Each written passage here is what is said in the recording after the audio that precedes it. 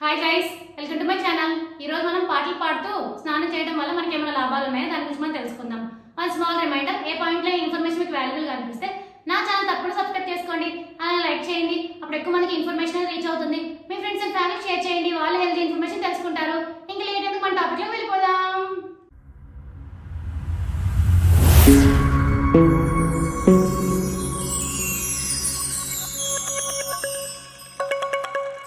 చాలా మంది స్నానం చేస్తూ పాటలు పాడుతుంటారు.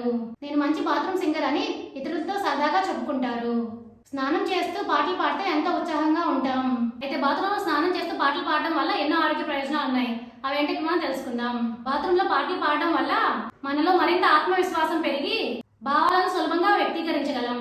పాటలు పాడుతూ స్నానం చేసినట్టయితే మన మానసిక స్థితి మెరుగుపడడంతో పాటు మనలోని ఒత్తిడి తగ్గుతుంది. బాత్రూమ్ లో పాటలు పాడుతూ స్నానం చేయడం వల్ల ఊపిరితిత్తుల పనితీరు మెరుగుపడుతుంది. అలాగే అనేక వ్యాధుల వల్ల కలిగే శ్వాస సంబంధిత సమస్యలు అనేవి తగ్గుతాయి.